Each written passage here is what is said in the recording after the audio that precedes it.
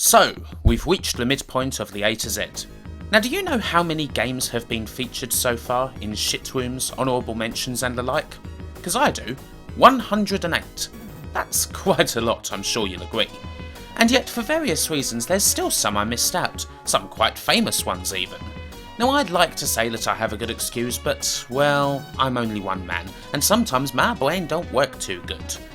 But now it's time to rectify matters. I've picked out some games here and there from your comments, the ones that I'm kicking myself the most for missing, and I'll be covering them all in this video.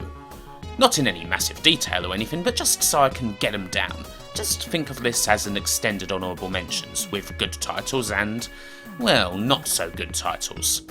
Let us begin. Alien Trilogy for the PS1. Now, I kind of surprised myself by not covering this for my first vid, but then this was at a time when I was trying to set a strict limit on the honourable mentions, a restriction that inevitably failed. My thought was that while I used to think the game was okay, it might not have held up all that well, and I'd probably stick with that. It's not a bad FPS at all, and it's certainly very dark and atmospheric for the time, but it has been superseded a bit. Alien vs Predator, the featured game from that episode, does everything that this game does, only better with its Colonial Marine campaign. So, you know, it's alright, but it's basically a historical curio now. Blade, on the other hand, is not a historical curio. It's a piece of crap. Now, I seem to recall Blade as being a fairly popular movie with lots of fancy shootouts and a ton of martial arts, sort of like The Matrix only a couple of years earlier, but you wouldn't guess any of that from the hopelessly awkward third-person effort we've got here. The shooting and particularly the hand-to-hand mechanics are just plain laughable. In the wake of Tomb Raider, bad third-person games in the 32-bit era were 10 a penny, and this most certainly goes down as one of the worst of them. Ugh, God, it's awful. Now, of all the games that I did forget, forgetting Blade Runner was possibly the stupidest mistake of the lot. I mean, this is regarded as one of the best licensed games ever. A classic point-and-click adventure with those oh-so-late 90s pre-rendered backgrounds, voice acting that's actually quite strong, and a whole lot of plot and a whole lot of endings. We're only doing short snippets of games here, so I can't exactly say a lot about it even, but it really manages to nail the feel of the film, and it's so annoying that I'm not able to spend a great deal of time with it in this video. Later on, perhaps. Now, somebody thought Captain Planet and the Planeteers for the NES would be a good shitroom title, and on playing it... Now, the original cartoon was lousy enough, but this shooter's something else. The ship is so huge and slow, you can just barely do anything with it. I don't think the people who made this game had ever played a shmup before, truth be told.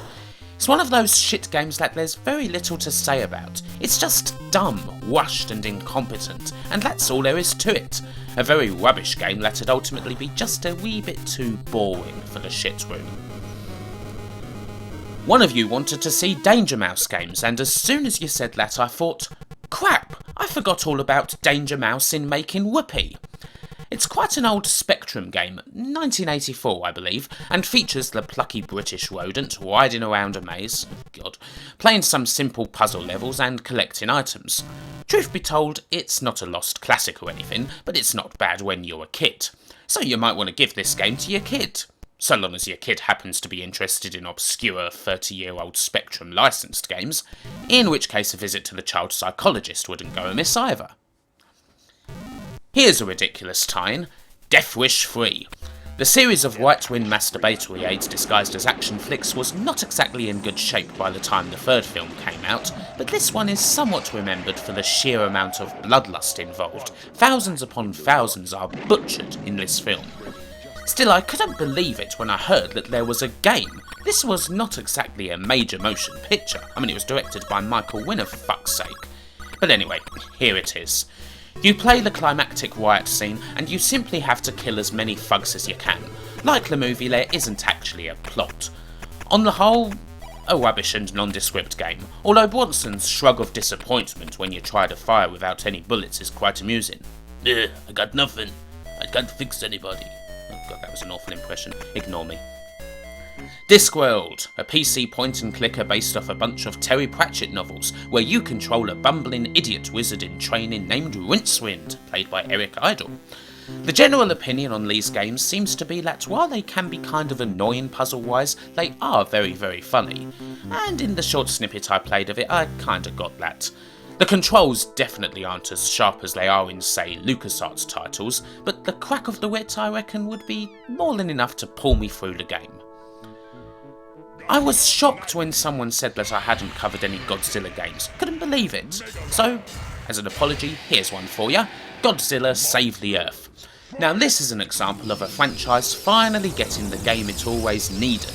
A beat 'em up with modern and classic Godzillas and all his most famous enemies. Simply put, it's a 3D kin of the monsters, and it's just as good as that sounds.